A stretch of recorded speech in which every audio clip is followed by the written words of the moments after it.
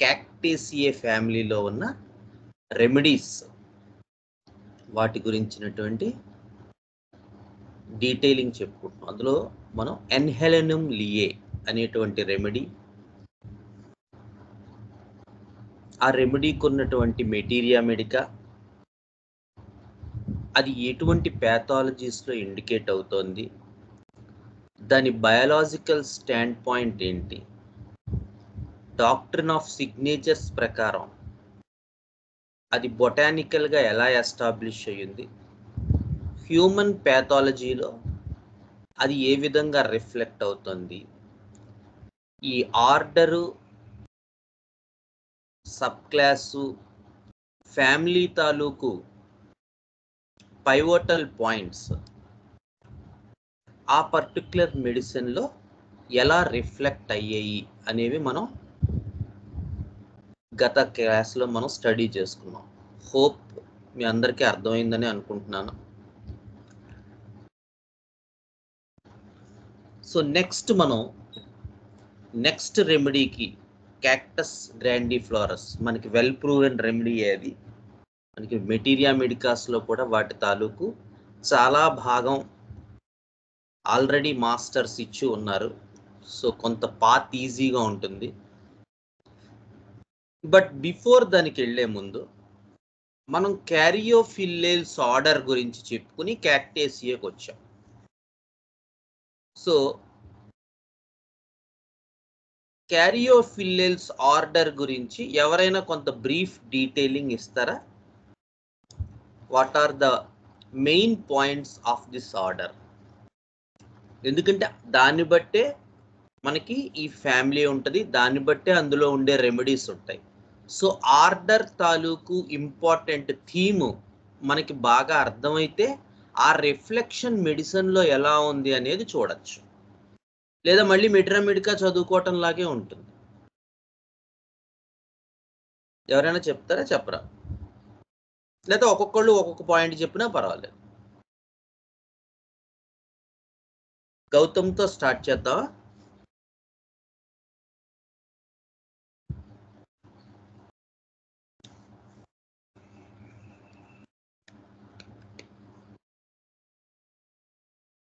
Gautam, what are the main themes of Caryophyllales order?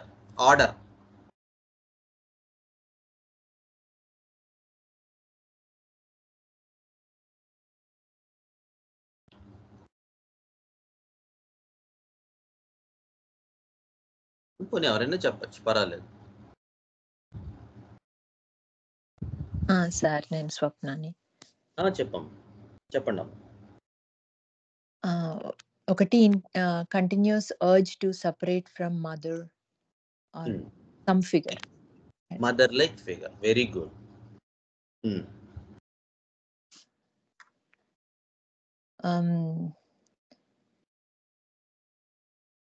అది ఇది కూడా అదేనేమోలేండి. Couldn't be away from the maternal figure అన్నట్టుగా.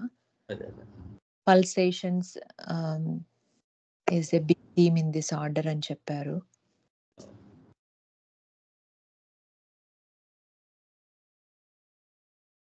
He wants to be acknowledged, appreciated. He wants to be unique. Very good.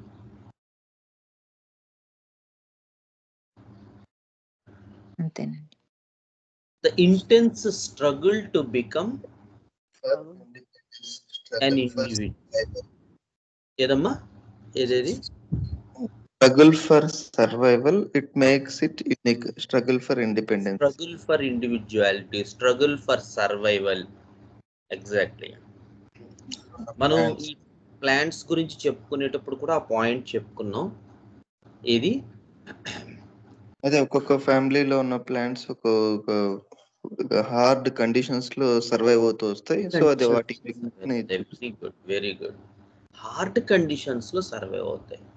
ముఖ్యంగా ఈ క్యారియోఫిల్లెల్స్ ఆర్డర్లో ఉన్నటువంటి plants అన్నీ కూడా చాలా హార్డ్ కండిషన్స్లో సర్వ్ అవుతాయి. వెరీ గుడ్ స్వప్న గారు, వెరీ గుడ్ జ్ఞాని, ఎక్సలెంట్. సో ఈ థీమ్ మనం మర్చిపోకూడదు. ఆ ఇంటెన్స్ స్ట్రగుల్ ఫర్ ఇండివిజువాలిటీ ఒకటి, తర్వాత ఆ struggle for survival under different under bad conditions, లేకపోతే under bad circumstances, bad situations, to become a unique like figure.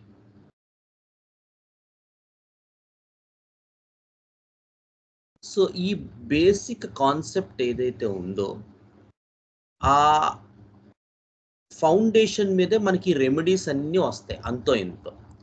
ఇంకొకటి ముఖ్యమైన పాయింట్ ఏంటంటే క్యారియోఫిలియల్స్లో ఆ మదర్ ఫిగర్ అని ఏదైతే ఉంటుందో దాని నుంచి దూరంగా జరగాలి, యాజ్ స్వప్న గారు చెప్పినట్టు, అనే తాపత్రయం ఒకవైపు రన్ అవుతూ ఉంటుంది.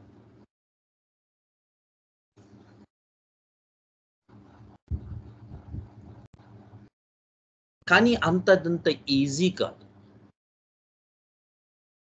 వాళ్ళు ఆ ఐడెంటిటీని, సపరేట్ ఐడెంటిటీని కోరుకుంటారు. ఎస్పెషల్లీ ఇది బాగా మీరు ఈ ఎగ్జాంపుల్ ఒకటి జ్ఞాపకం పెట్టుకుంటే, యంగ్ అడోలిసెంట్ ఏజ్లో ఐదర్ బాయ్స్ కానీ గర్ల్స్ కానీ టీనేజర్స్, ఎగ్జాక్ట్లీ అరవింద కరెక్ట్, ఈ teenagers example is the best example to understand the theme of this order and the sub class also, sum up to some part.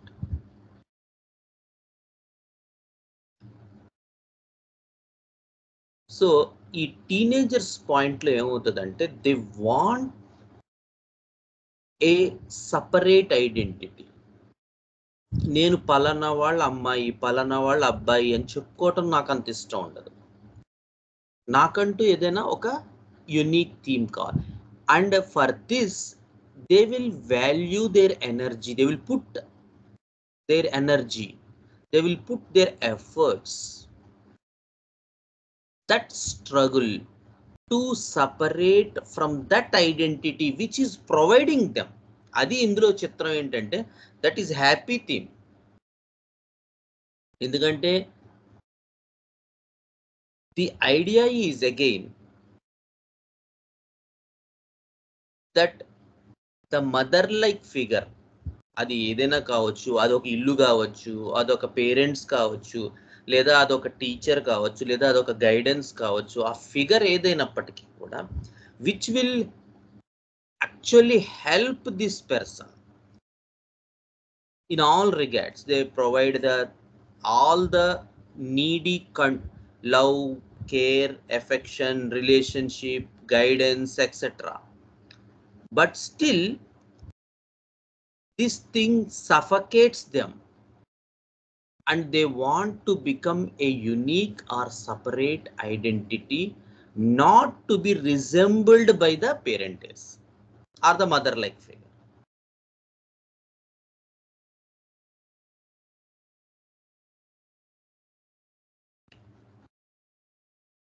ఒకవైపు ఇది నడుస్తూనే ఉంటుంది, ఇది మనకు మంచి చేస్తోంది, వీళ్ళు మనకు మంచి చేస్తున్నారు, లేకపోతే ఇక్కడ ఉండడం. ఇంకో ఎగ్జాంపుల్ కూడా చెప్పాను మీకు అర్థం అవడానికి, the flow from the villages to the cities in the human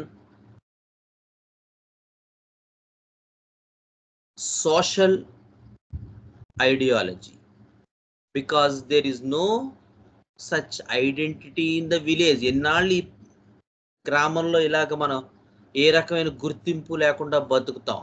let us go to the city, let us earn something, let us become unique, let us become independent, let us become identified. This mass travel, mass theme which actually ran in different communities in the villages of Andhra. Actually this is another theme where they are actually happy, cared, nourished, everything is okay, but still they want to be independent, they want to be unique, they want to be different, they want to be separated, and they put their energies more and more in that regard. So there is a submissive part on one side and a rebellion part on the other side. There is a feminine aspect on one side and a masculine aspect on the other side.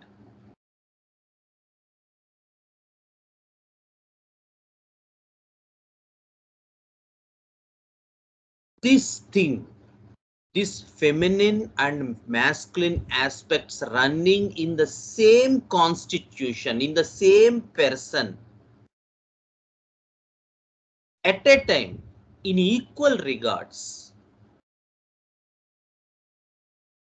in the psyche of that particular person.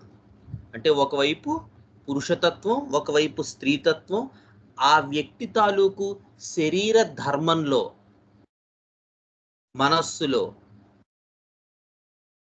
పరిగెడుతూ ఉండడం వల్ల ఏమవుతుంది, ఒకవైపు పురుషతత్వం లాగుతూ ఉంటుంది, ఒకవైపు స్త్రీతత్వం లాగుతూ ఉంటుంది. రెండు ఒకే చోట పనిచేస్తూ ఆ శరీర ధర్మాన్ని నడిపించడానికి ప్రయత్నం చేస్తుంటాయి. So vital force become more and more chaosed. So this alternate forces, feminine force and masculine forces, at a point in a given time which travel opposite, will bring this order under the idea of rhythmicity. So all the remedies of Caryophyllales order or Cactaceae family has this rhythmicity, has this idea of pulsation, has this idea of throbbing pain, you can call it, or constriction and relaxation. So మీరు cactus చూసుకున్నట్టయితే the very remedy has this idea of rhythmicity. Law of pulsation అని ఉంది universe లో, master గారు కూడా చెప్పారు మనకి. So ఈ పల్సేషన్ అనేటువంటి లా మీద ప్రధానంగా ఈ క్యారియోఫిల్లెల్స్ ఆర్డర్ రిఫ్లెక్ట్ అవుతుంది.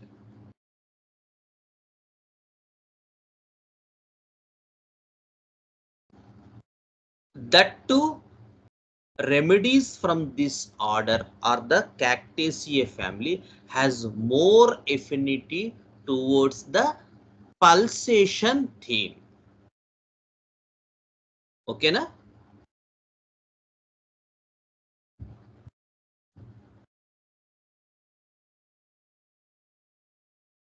Okay, sir.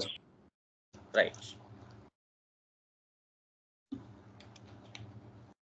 Now, with this backdrop, we will study the individual remedies. అది ఆల్రెడీ ఎన్హెలినంలో చేద్దాం.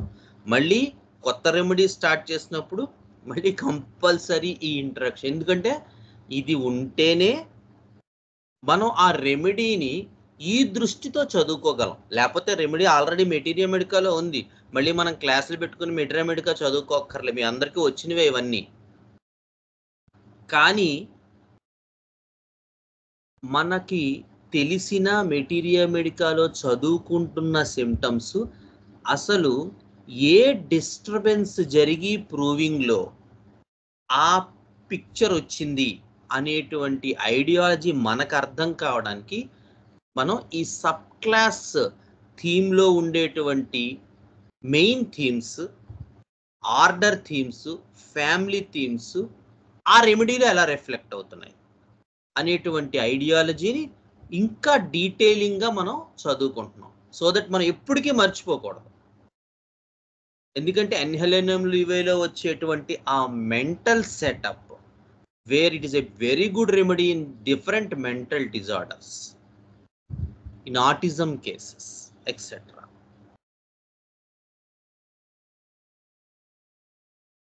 So very helpful to Gautam, who is working very well on autism cases. అలాగా, ఎందుకంటే మదర్లో జరిగే ఈ కాన్ఫ్లిక్ట్ బేబీలో ఆటిజంగా రిఫ్లెక్ట్ అవుతుంది. ఇది గనక మనం సరిగ్గా అర్థం చేసుకోగలిగితే. So in a way cactus లో వచ్చేటువంటి డిఫరెంట్ హార్ట్ కండిషన్స్ ఏ రకమైనటువంటి థీమ్ తో డెవలప్ అవుతాయో ఈవేళ మనం చదువుకుందాం. So cactus grandiflorus is the remedy. So చాలా మందికి తెలుసు క్యాక్టస్ గురించి ఏంటండి. Cactus main themes materia medica పరంగా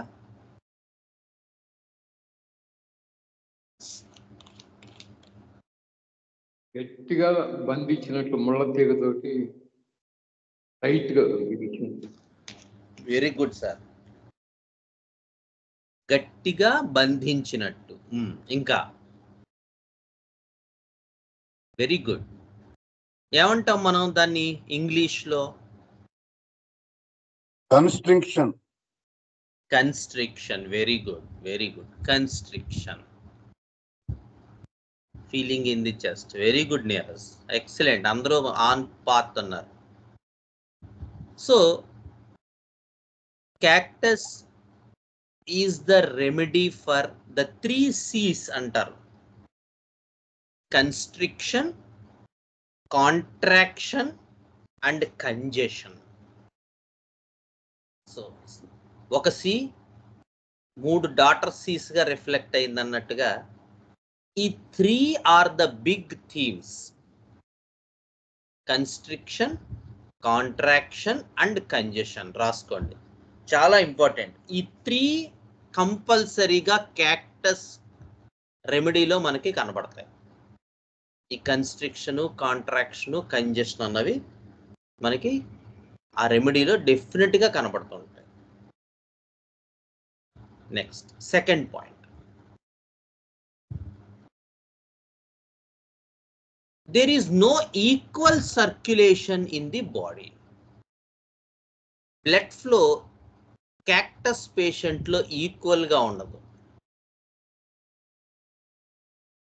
చిత్రంగా ఏదో ఒక భాగానికి ఎక్కువ ఫ్లో అయిపోవడం అనేది క్యాక్టస్ తాలూకు నేచర్. అలా ఎక్కువ ఫ్లో అయితే ఏమవుతుందండి? బ్లడ్ ఫ్లో భాగానికి ఎక్కువైపోతే ఏమవుతుంది? దాన్ని ఏమంటాం మనం? Hyper tension. Hyper tension, BP. Congestion. Very good. So ఒక భాగానికి ఎక్కువ ఫ్లో వెళ్ళిపోతే దాన్ని కంజెషన్ అంటాం. అక్కడంతా ఎక్కువైపోయింది. సో ఆ మిగతా 2 భాగాలు కూడా, మిగతా 2 సీలు, ఆ కాంట్రాక్షను, ఆ కన్స్ట్రిక్షను, ఇవన్నీ కూడా ఈ కంజెషన్ నుంచి డెవలప్ అవుతాయి. సో కంజెషన్ మనకి చాలా రెమెడీస్ లో కనబడుతుంది. ఏమిటండి బిగ్ రెమెడీ? ఒక రెమెడీ చెప్పండి మనకి బాగా. Very good. Belladonna. First point అదే, చూడక్కర్లేదు. మరి క్యాక్టస్ కి బెలడోనాకి డిఫరెన్స్ ఏంటి?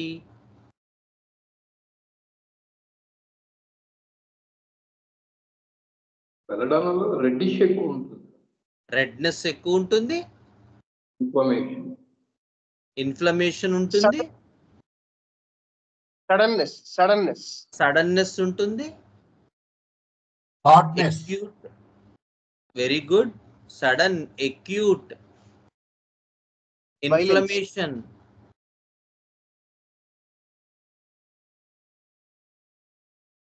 Very good, very good. అందరూ బాగా కరెక్ట్ గా చెప్పారు.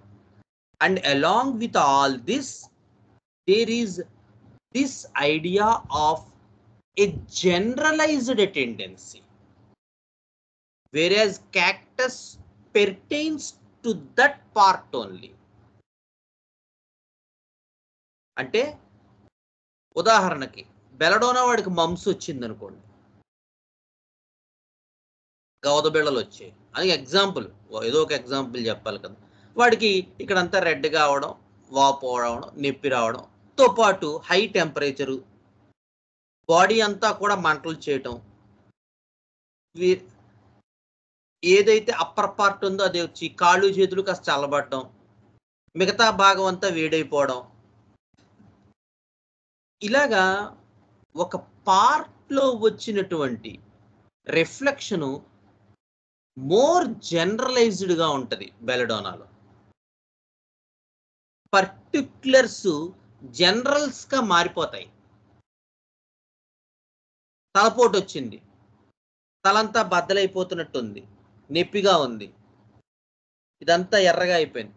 తలలో మనకి చూడలేం కదా, జుట్టు ఉంటుంది ఎర్రగా, మొహం అంతా ఎర్రగా అయిపోతుంది. ఈవెన్ బాడీ కూడా కొన్ని విభాగాల్లో ఎర్రగా అయిపోతుంది. లేదా మంట వచ్చింది, తలలో మంట, మొహంలో మంట, బాడీ అంతా మండిపోతుంది. బెల్లడోనాలో ఈ క్యాక్టస్కి ఈ రెండు డిఫరెన్సెస్ ఉంటాయి. ఒకటి, బెల్లడోనా అంత ఎక్యూట్ సడన్నెస్ క్యాక్టస్లో ఉండదు. రెండు, బెల్లడోనాలో ఉన్న మోర్ జనరలైజ్డ్ కండిషన్ క్యాక్టస్లో ఉండదు. అందుకని రెమెడీస్ చాలా దగ్గరగా ఉంటాయి. అందుకే కెంట్ మనకి ఎప్పుడు కూడా పాపం ఆయన మెటీరియా మెడికా పాపం మనం చదవట్లేదు సరిగ్గా, కానీ ఎంత క్లియర్గా ఆయన రెమెడీస్ తాలూకు పేస్ని అర్థం చేసుకోవడానికి ప్రయత్నించండి నాన్న, అది చాలా ఇంపార్టెంటు అని ఎన్నోసార్లు ఈ కెంట్ మెటీరియా మెడికాలో ఏదో ఒక రెమెడీలో మాట్లాడుతూ లెక్చర్ ఇస్తూ ఆ పాయింట్ని మన హృదయాల్లో నాటడానికి ఎంతో ప్రయత్నం చేశారు.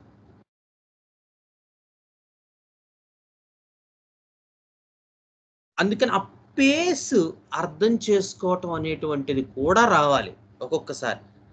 అలా రాకపోయినట్టయితే ఒక్కొక్కసారి మన వల్ల మన ఎంత మంచి ఉద్దేశంతో పనిచేసినప్పటికీ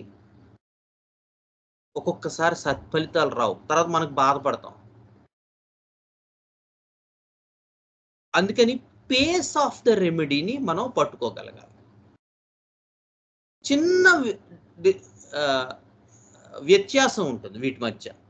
ఎందుకంటే కంజెషన్ అనేది చాలా డిఫరెంట్ రెమెడీస్లో ఉంది. ఎమైల్ నైట్రికంలో ఉంటుంది, గ్లోనైన్లో ఉంటుంది, క్యాక్టస్లో ఉంటుంది, వెరాట్రంలో ఉంటుంది, బెలడోనాలో ఉంటుంది, ఎకోనైట్లో ఉంటుంది. But the idea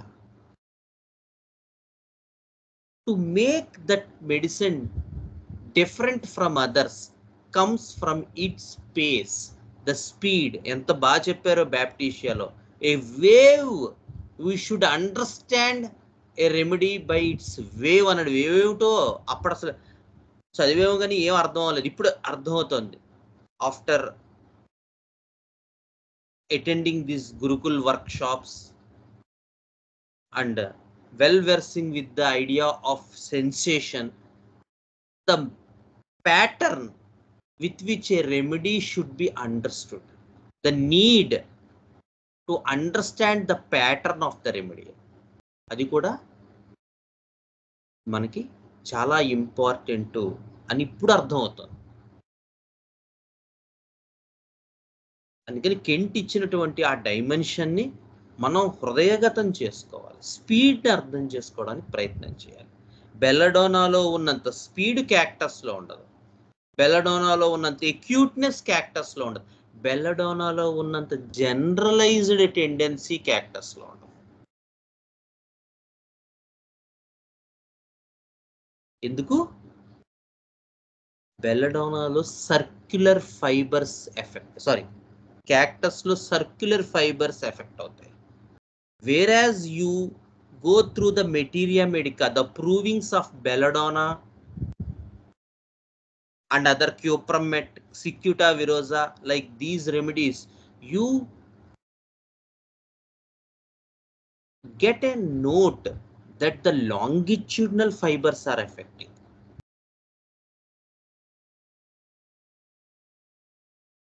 Which gives you cramp, which gives you convulsions. So belladonna is a good remedy in convulsions. Cupromet is a good remedy in convulsions. And cactus is not a good remedy in convulsions, but it is a good remedy in constrictions.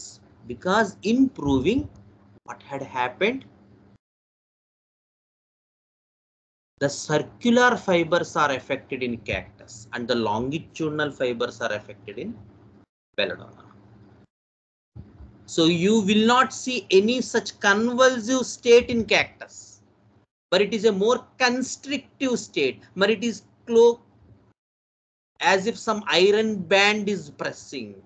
It is more constriction, congestion, contraction, and they want to get relaxed.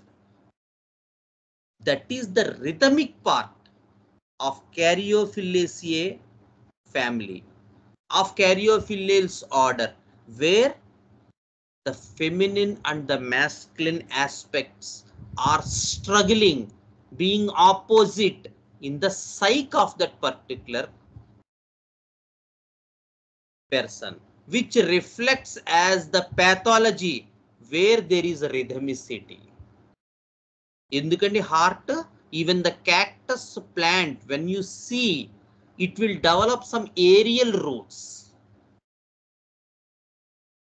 and it wants to avoid its contact with earth and wants to be in space, wants to be in air. So it develops aerial roots. This again shows, మీరు జాగ్రత్తగా చూసినట్టయితే cactus లో plant లో aerial roots develop చేసుకుంటుంది. Earth తో ఉన్న సంబంధం తెంచేసుకోవాలనిపిస్తుంది. So పూర్తిగా ఎర్త్ తోనూ పూర్తి సంబంధం ఉండదు, అలానే ఎయిర్ మీదే పూర్తిగా ఆధారపడదు. సో మిడిల్లో దాని పార్ట్ ఎక్కువ తనకి తాను సంబంధం కలిగి ఉండే పార్ట్ ఒక cactus, middle of the cactus plant. ఒక హ్యూమన్ దాంట్లో మిడిల్లో ఉండేటువంటి పార్ట్ ఏంటండి? Heart. So the greater the law of signatures ప్రకారం కూడా, ద బొటానికల్ స్టాండ్ పాయింట్ లో కూడా మీరు చూసినట్టయితే ఈ టాపు కాదు, బాటమ్ కాదు, స్కై కాదు, ఎర్త్ కాదు, it has its uniqueness by in the middle as a whole. ఇక్కడ కూడా ఏమవుతుంది, మిడిల్లో ఉండేటువంటి పార్ట్ మీద దానికి ఎఫినిటీ ఎక్కువ ఉంటుంది, బ్లడ్ ఫ్లో ఎక్కువ ఉంటుంది, కన్స్ట్రిక్షన్ ఎక్కువ ఉంటుంది, కాంట్రాక్షన్ ఎక్కువ ఉంటుంది, పల్సేటివ్ థీమ్ ఎక్కువ ఉంటుంది. సో ఇవన్నీ కూడా కలగలిపి క్యాక్టస్ ని ఒక యునిక్ రెమెడీగా మనకి రిజెంబుల్ చేస్తాయి. చూసారా, ప్రకృతి పరంగా కూడా మనకి ఎంత ఇన్ఫర్మేషన్ ఉందో మనం గనక చదువుకుంటున్నట్టయితే మనం దాని మీద దృష్టి పెట్టం తప్ప there is a lot of thing to be learned.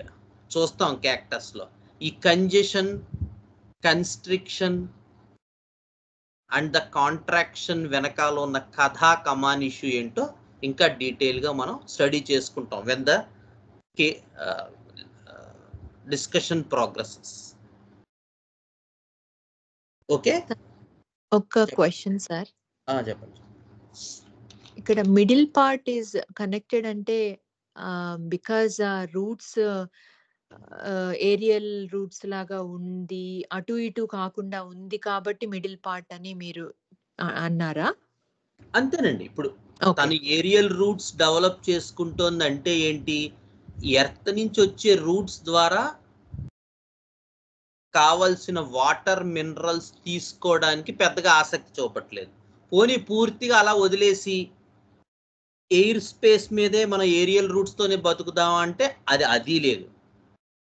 So the idea is again అటు పూర్తిగా ఒకవైపు ఏదో ఒకవైపు ఫెమినిన్ ఆస్పెక్ట్ వైపు పూర్తిగా ఉండలేదు. ఇప్పుడు అదే మన ఫస్ట్ సబ్ క్లాస్ తీసి నమస్కారం, మీరు అందరూ ఫోటో దిగండి, నన్ను వదిలేయండి. They are okay with their feminine aspect. There is no need to struggle. They doesn't want to be independent. They doesn't want to be identified. Meeko namaskaram. That is the idea for the first subclass. They are entirely feminine. And when you go to the extreme of the sixth subclass, they are masculine. Who are you to tell me? They are utterly masculine. నీ పని నువ్వు చూసుకో. And they are destructive. There is no such thing as love, care, affection. మనకే అనిపిస్తుంది ఏంటి వీడికి emotions ఏ ఉండవా అని. That is the idea. But these are the things where they are some way or other, they have this idea of the love, care, nourished thing, etc. And at the same time, they want to be identified, individualistic. They want to be, there is a struggle to become that independent. That is the idea. So same organism lo, same psyche lo, same brain lo, same మస్తిష్కం లో, same మనస్సులో ఈ రెండు ఐడియాలజీలు simultaneous గా different ఐడియాలజీలు run అవుతూ ఉంటాయి. That is the conflict in the third subclass. That is the antagonism, that is the polarity that creates the pathology. ఇవి ఎందుకు వస్తాయి ఈ కన్స్ట్రక్షన్ అంటే ఆ పాథాలజీ ఈ రకంగా ముందు నాటుకుంటుంది, తర్వాత అది ఇప్పుడు మనం ఏం చేస్తామంటే ఇక్కడ జరుగుతుంది ఏంటంటే నెక్స్ట్ పాయింట్ కూడా అదే యాక్చువల్గా. ఈ నెక్స్ట్ పాయింట్లో ఇది ఇంకా వివరంగా మనకు వస్తూ ఉంటుంది. పాయింట్ చెప్పుకున్నాక మనం చెప్పుకున్నాం. So the idea of aerial roots is that I want to be have a contact with the sky. The idea of earthy roots, the idea of contact with the earth. But the plant is not identified either by aerial roots or by the taproot system. Rendu undavu. In fact, the middle part is the thing by which the plant gets identified. So neither heaven nor earth, or neither sky nor earth. That turmoil actually is the thing actually where this medicine has more affinity on the middle part of the human system. So it is a some point to understand a remedy which will not give us any information, కానీ అర్థం చేసుకోవడానికి అంటే botanical stand point నుంచి మనం ఒక దాన్ని అర్థం చేసుకుని ఔషధంగా మనం మార్చుకున్నప్పుడు దానిలో ఉన్న ఉదాహరణకి బ్రయోనియా ఉంది. Bryonia plant needs to be watered every day, which will ultimately reflect in its thirst for large quantities of water. Whereas when you see a pulsatilla plant, it wants water only for once in 3 or 4 days, which gives something in the thirstlessness of that remedy. So when you see some insects, they want to be attached with light. They are very short lived. So the idea for an insect person is ultimate insecurity. He wants someone always to get into that zone, utterly fearful. So all the remedies will become intense restlessness. They want to ponder or they want to surround around that figure which creates them or which gives them some shelter. So మనం insect remedies అది Apis కావచ్చు, Formica రోఫా కావచ్చు, Vespa కావచ్చు, క్యాంథారిస్ కావచ్చు, ఏ remedies తీసుకున్నా మనకి అందులో ఉండేటువంటి restlessness, intense restlessness and high fear, anxiety and the heart pathology wants to have some cold. ఇవన్నీ ఎక్కడి నుంచి వచ్చాయి ఇవన్నీ ఈ సిమ్టమ్స్ అన్ని? As such this cactus plant also has this resemblances in the, మన ఎన్హెలిడమ్ లియోలో కూడా చూసాం అది. It secretes MDMA which hallucinates the animal. దాన్ని తిందామని దగ్గరికి వచ్చేసరికి ఆ MDMA వల్ల దానికి హాల్యూసినేషన్ వచ్చి అదేంటో అదే మర్చిపోయి ఏది తినకుండా వెళ్ళిపోతుంది ఈ animal.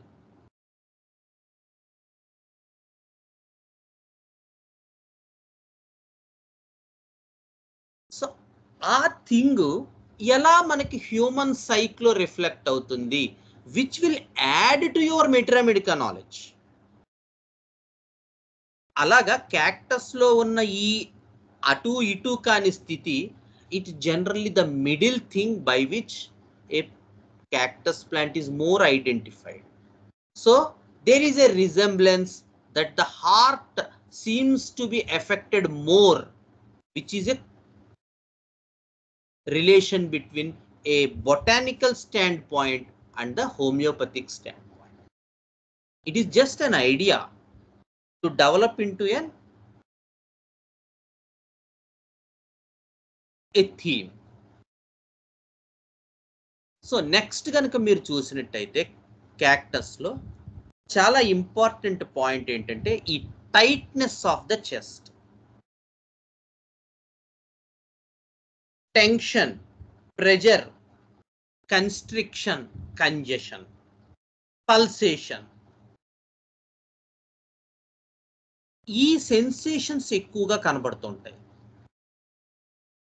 They may use any such sort of word. Pick up that word. Yani maki ee moode chepparu. The idea to develop congestion, constriction, contraction, pressure, tightness, any such sort of words belong to cactus.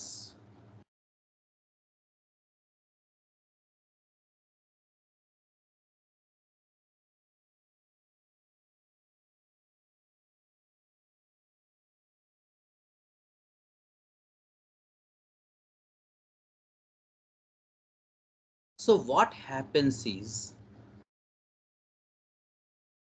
మీరు జాగ్రత్తగా గమనించినట్టయితే ఈ cactus stand point లో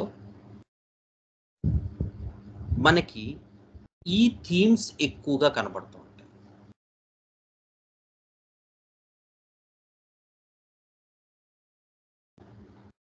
so heart is more affected because heart has this pulsation idea.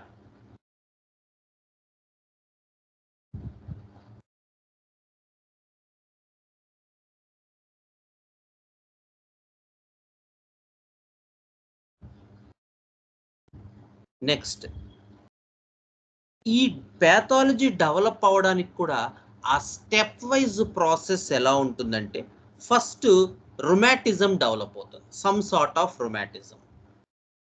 Suppose example, మోకాలు నొప్పి వచ్చింది, లేదా shoulder pains వచ్చాయి, లేదా లంబార్ స్పాండిలోసిస్ వచ్చాయి, లేదా సర్వైకల్ స్పాండిలోసిస్ వచ్చింది. సో ఏదో ఒక బాడీలో ఒక rheumatism స్టార్ట్ అయింది, and the person will go for some sort of treatment. Slowly there will be an improvement in that condition. So after 2 or 3 or 4, 5 years, there will be some sort of heart conditions. అంటే ఆయాసం రావటం, మెట్లు ఎక్కలేకపోవటం, అలాంటి conditions వస్తాయి. Not pathologically but some physiological conditions will develop. Slowly the person gets emaciated and now he develops some pathology of the heart. బాగా చిక్కిపోతారు, heart ప్యాథాలజీస్ కూడా develop అయిపోతాయి. So physiological conditions నుంచి ప్యాథలాజికల్ కండిషన్స్ లోకి మారుతుంది. ఆ తర్వాత ఏమవుతుందంటే, స్లోలీ కిడ్నీస్ malfunctioning స్టార్ట్ అవుతుంది, విచ్ రిజల్ట్స్ ఇన్ డ్రాప్సీస్, కాళ్ళు వాపులు వచ్చాయి, లేదా పొట్ట వాపు వచ్చింది, ఎసైటిస్ డెవలప్ అయింది.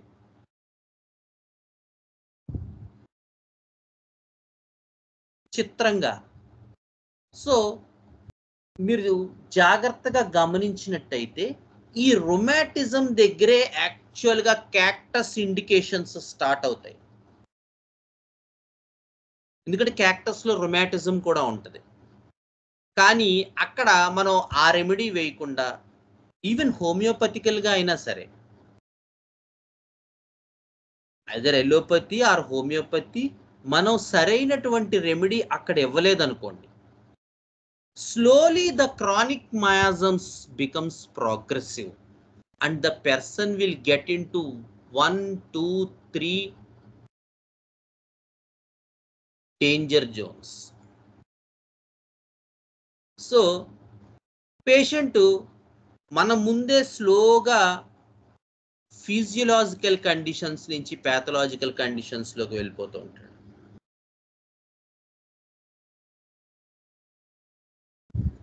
అప్పుడు మనం ఎంత మేల్కొని అరిచినా గోల పెట్టినా కొన్ని వెనక్కి రావచ్చు, వెనక్కి రాకపోవచ్చు cases. So giving nux vomica, pulsatilla or sulphur or other polychrests for any such sort of condition is not a good practice.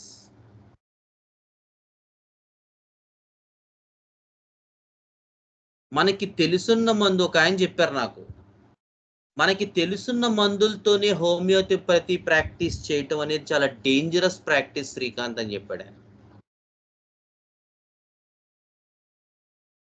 Matching కాదు ఇది, ఏ శారీకి ఆ బ్లౌజ్ తీసుకోవడానికి. You should make to understand, prepare a case sheet and then search for such remedy in your Mitra Medica.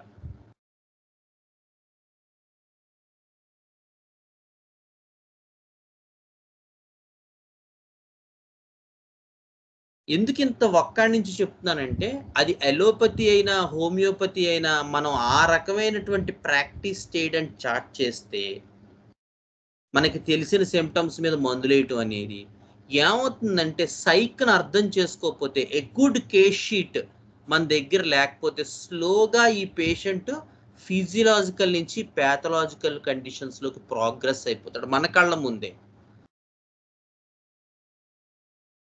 So rheumatism ఉన్న patient, cervical spondylosis ఉన్న patient ఒక 10 years అయ్యేసరికి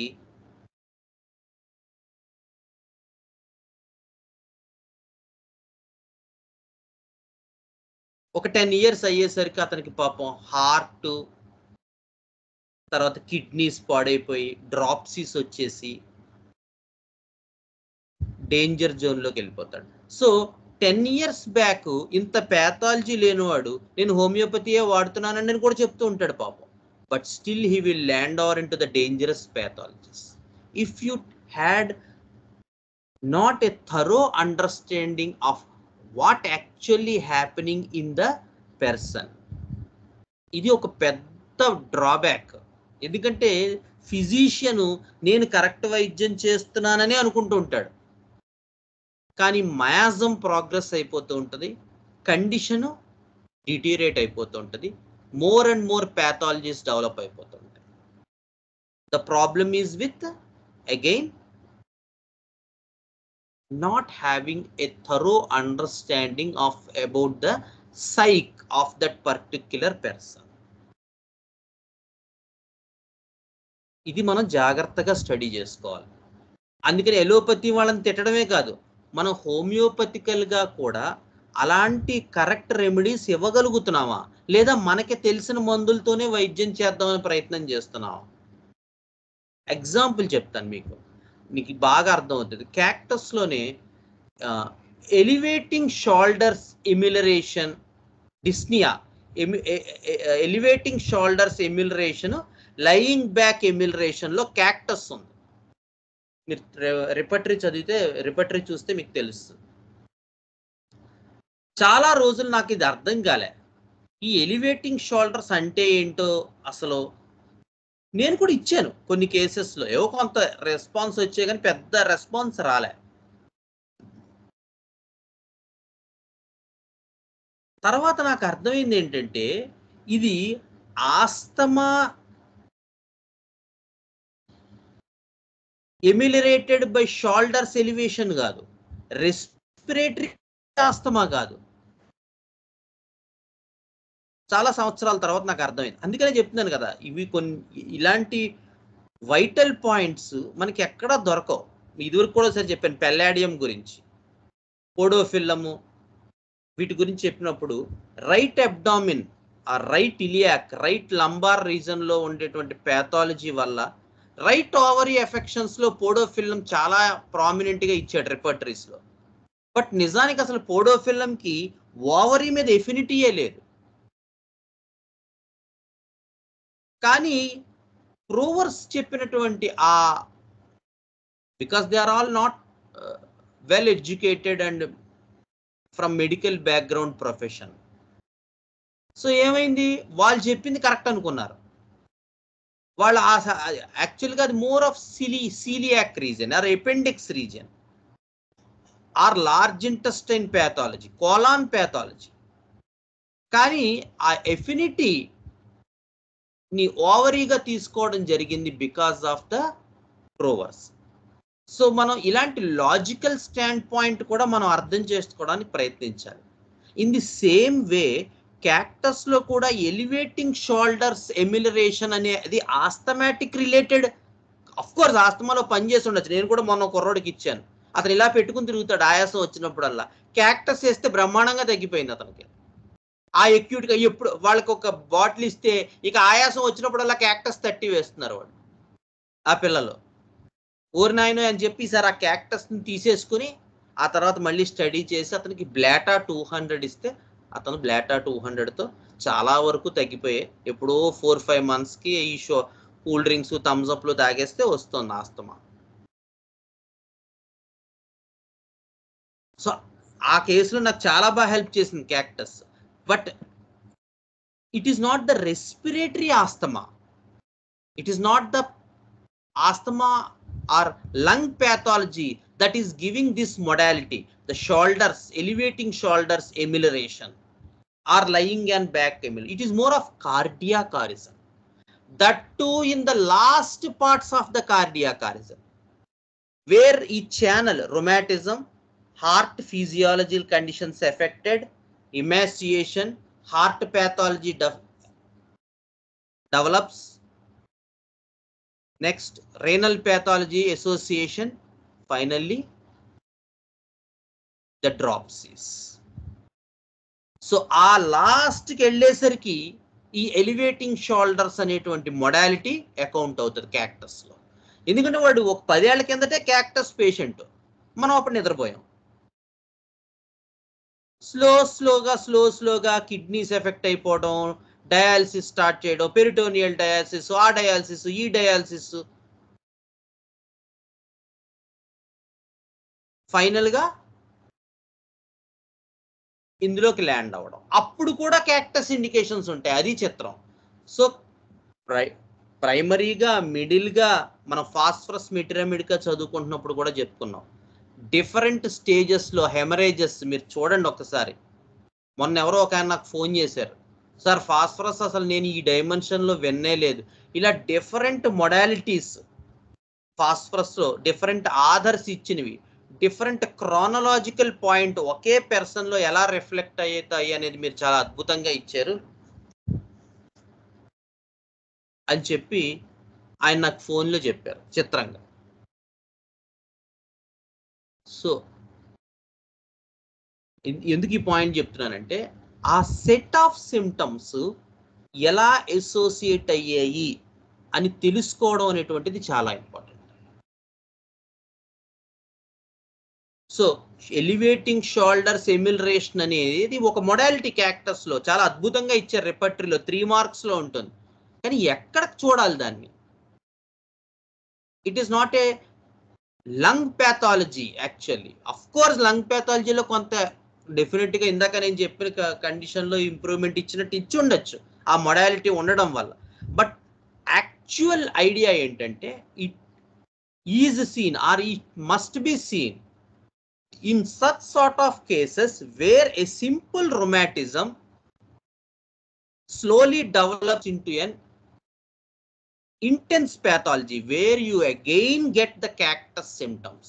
ఈ ముందు ఆ contraction, compression, constriction of that particular joint cactus ని చూపిస్తుంది. మధ్యలో ఉండే heart condition, heart band sensation, as if ఫిస్ట్తో నొక్కినట్టు, ఐరన్ బ్యాండ్తో నొక్కినట్టు క్యాక్టస్ని చూపిస్తుంది.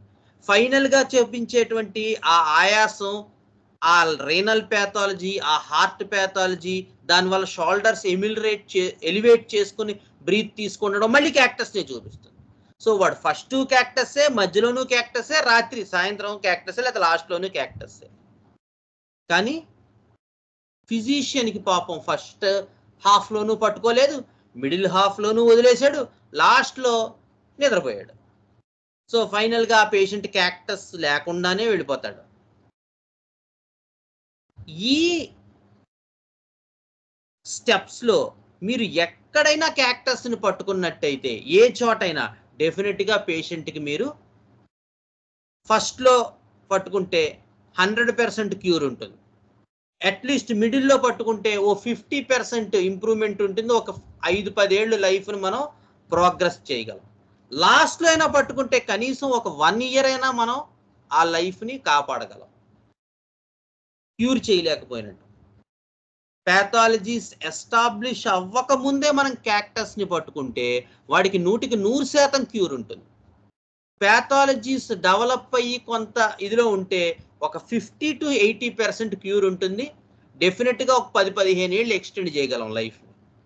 లాస్ట్లో పట్టుకుంటే కూడా అట్లీస్ట్ ఒక 1 or 2 years వాడి లైఫ్ స్పాన్ని మనం ఎక్స్టెండ్ చేయగలం, అంత నెఫ్రాలజీ ఉన్నప్పటికీ కూడా. అందుకని చాలా జాగ్రత్తగా మనం ఈ ఫిలాసఫీని అర్థం చేసుకోవడానికి ప్రయత్నం చేయాలి.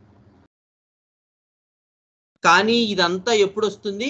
క్యాక్టస్ నువ్వు కన్స్ట్రిక్షను, కాంట్రాక్షను, కంజెషను అనే 3 C's కాకుండా అసలు క్యాక్టస్ తాలూకు ఐడియాలజీ ఏంటి, దానిలో ఉన్న సబ్ క్లాస్ పాయింట్స్ ఏంటి, దానిలో ఉన్న ఆర్డర్ పాయింట్స్ ఏంటి, దాంట్లో ఉన్న ఫ్యామిలీ పాయింట్స్ ఏంటి, అవి ఏ విధంగా క్యాక్టస్ ప్రూవింగ్లో రిఫ్లెక్ట్ అయ్యాయి, ఏ విధంగా పెర్సన్లో అవి నేను చూడగలుగుతాను, ఏ విధంగా నేను దాన్ని దీన్ని మ్యాచ్ చేసుకుని వాడికి మందు ఇవ్వగలుగుతాను. ఇవి నీకు తెలిసినప్పుడు క్యాక్టస్ నువ్వు ఇనీషియల్ గానే పట్టుకోగలవు.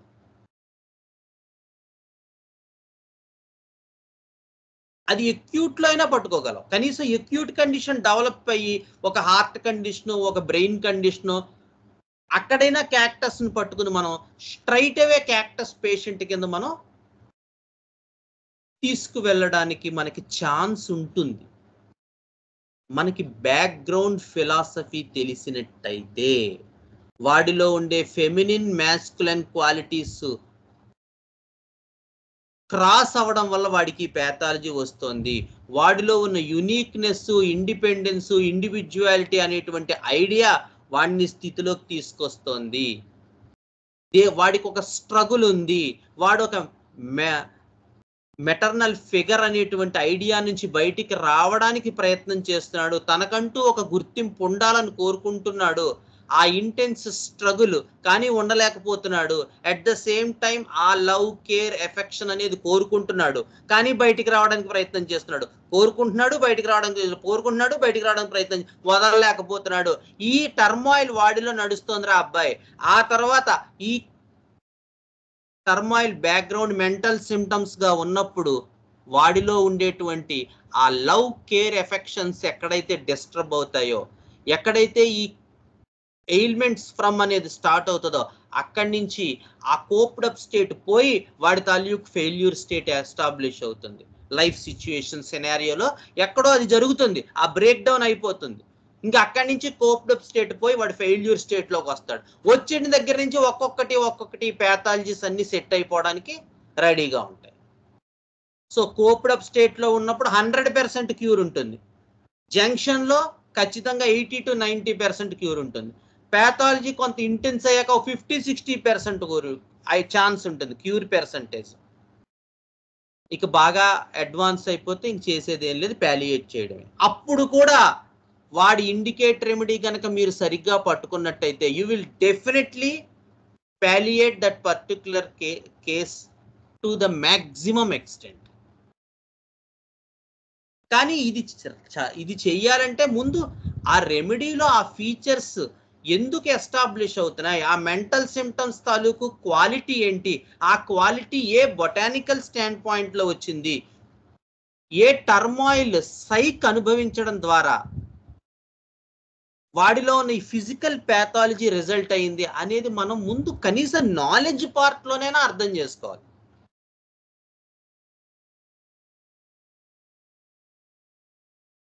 చేసుకుని కేస్ షీట్ తాలూకు వాల్యుయేషన్ పెంచగలగాలి. సిమ్టమ్స్ని రెపర్టరైజ్ చేయటం, సిమ్టమ్స్ని చూసి మందు ఇవ్వటం అనేటువంటి material medical standpoint, repertory standpoint ముందు మానేయాలి. ముందు understanding of that particular person అనేది మనకి పైవోటల్ పాయింట్గా ఉండాలి. కేస్ షీట్ పూర్తి preparation, then you can use your tools repertory and material medical. But straight away picking the symptoms and repertorising them, of course నేను కూడా చేస్తాను, ఏమీ దొరకలేదు కేసులో, then we will go for that. అది ఎప్పుడు యాక్సెప్టబుల్, దాని గురించి కాదు నేను చెప్పేది. But where the person is willing to tell and still you are not following the grand rule of taking the whole case, then it is a big mistake on yourself. అది చేయకూడదు. Okay, so Gautam నువ్వేదో చెప్తానన్నా? అంటే ఈ correct గా ఈ క్యారియోఫిలిడే third sub class start చేయడానికి ముందు just ఒక 15 days బ్యాక్ ఒక కేసు వచ్చింది. యాక్చువల్గా ఆల్మోస్ట్ ఒక 1 month బ్యాక్. కంప్లైంట్స్ ఏంటంటే నా దగ్గరికి ఎప్పుడు వచ్చింది రుమాటిజం, మొత్తం అన్ని స్మాల్ జాయింట్స్ రుమాటిజం, అది గ్రాడ్యువల్ గా లార్జ్ జాయింట్స్కి వెళ్తుంది. దాంతోపాటు రీసెంట్గా ఇప్పుడు ఏంటంటే గత ఒక 6-7 months నుంచి విపరీతమైన ఆయాసం, నడుస్తుంటే ఆయాసం, జస్ట్ ఒక చాలా స్లోగా నడవాలి, కొంచెం ఎక్కువగా స్టెప్స్ వేస్తే కనుక కంపల్సరీగా ఆయాసం వచ్చేస్తుంది. ఇంకా మెట్లు ఎక్కే చెప్పనవసరం లేదు. ఆ అబ్బాయికి ఏజ్ వచ్చి 33 ఏళ్ళు. సో సివియర్ ఈ రుమాటిజం అనమాట. సో ఏంటి కేసు చూసుకుంటే చిన్నప్పుడే ఫాదర్ చనిపోయారు. ఫాదర్ చనిపోయిన తర్వాత ఇంటి బాధ్యతలందరూ తినే తీసుకోవాలి. తినకు ఒక అక్క, ఒక తమ్ముడు. సో ఆ అబ్బాయి ఇందులో నేను గమనించింది ఏంటంటే ఆ హైదరాబాద్కి ఎక్కడికైతే వెళ్ళాడో అక్కడ సింగిల్ రూమ్ తీసుకున్నాడు. ఓకే, ఎవరితో కలిసేవాడు కాదు. వీడి జాబ్ కూడా ఎలా ఏంటంటే ఒకటే రూమ్ లో వీడు ఒకడే ఉంటాడు, ఎవరితోనే మాట్లాడు. అసలు ఫంక్షన్స్ కే వెళ్ళడు. అసలు ఫంక్షన్స్ కి ఎందుకు వెళ్ళరంటే అందరితో మాట్లాడాల్సి వస్తుంది, అందరితో కలవాల్సి వస్తుంది. ఆ కలవడం నాకు ఇష్టం ఉండదు. నేను ఎప్పుడు కూడా ఒంటరిగా ఉండాలనుకుంటాను. ఈవెన్ ఇంట్లో కూడా అమ్మతో తప్ప, అది కూడా మాట్లాడితే మాట్లాడతాను, మా వైఫ్ తో కూడా పెద్దగా ఏం మాట్లాడలేదు. సో తర్వాత ఆ gestures of contraction and relaxation, ఆ గెస్టర్ ఎక్స్ప్లోర్ చేసిన తర్వాత టైట్నెస్, స్టిఫ్నెస్ మొత్తం అంతా పట్టేయడం, చుట్టేయడం, ఇంకా ఫర్దర్ గా కేసు అలా ప్రోగ్రెస్ అయ్యింది. ఆ అబ్బాయి క్యాక్టస్ 30 ఒక 3 doses ఇవ్వడం జరిగింది. ఫస్ట్ ఏంటంటే ఆయాసం తగ్గింది, 90% ఆయాసం తగ్గింది. తర్వాత 50% ఆఫ్ ఈ రొమాంటిక్ కంప్లైంట్స్ చాలా బాగుంది అన్నాడు. ఫస్ట్ టైం నేను ఈ రొమాంటిక్ కంప్లైంట్స్ లో నేను బెటర్మెంట్ ఫీల్ అవుతున్నానని చెప్పి అన్నాడు. So in depth of case taking ఈ రకంగా మనకి ఉపయోగపడుతుంది అనమాట. Very good, excellent, fantastic. So very good ఈ కేసు షేర్ చేసినందుకు. సో ఒకటి మనకి ఫుల్ ఏమైనా ప్రిపేర్ చేసి కేస్ షీట్ మనకి ఏమైనా PDF రూపంలో మన గ్రూప్లో అయినా షేర్ చేస్తే that will be more helpful. కొంచెం ఏమైనా అవకాశం ఉంటే, టైం ఉంటే డెఫినెట్గా చెయ్యి. Okay, so any doubts regarding today's session?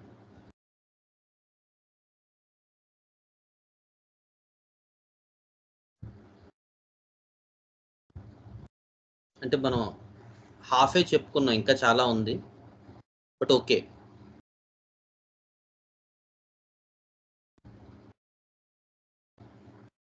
స్వప్న గారు ఏమైనా డౌట్స్ ఉన్నాయా? ఒక క్వశ్చన్ అండి. సర్క్యులర్ ఫైబర్స్, లాంగిట్యూడినల్ ఫైబర్స్ అంటే అది మీరు ఇండికేషన్ కిందనే చెప్పారు, కానీ దాని అర్థం ఏంటో? అది ఎనాటామికల్ పాయింట్ అండి. అది అంటే కొంత మనం అంటే ఇవి మీకు ఎనాటమీలో వస్తాయి అన్నమాట ఈ పాయింట్స్ అన్ని. అందుకని కొంత మీరు మెడికల్ స్టాండ్ పాయింట్ కాకపోతే అవి కొంచెం ఒకసారి మీరు అవి మన గూగుల్లో చేసి చూడండి. మీకు ఎందుకంటే అది చెప్పకూడదని కాదు, అది అంటే డాక్టర్స్ ఎవరికైనా అది ఒక ఐడియా ఉంటుంది. సో ఏంటంటే ఒక రెమెడీ ఒక పర్టికులర్ స్కెలిటల్ సిస్టమ్ని ఇన్ఫ్లుయెన్స్ చేసేటప్పుడు కొంత పార్ట్ని ఇన్ఫ్లుయెన్స్ చేస్తుంది, ఆ ప్యాథాలజీ ఎక్కువ రిఫ్లెక్ట్ అవుతుంది. అలాగా బెల్లడోనాలో క్యూప్రమెట్లో సిక్యూటాలో ఉన్నటువంటి వాటి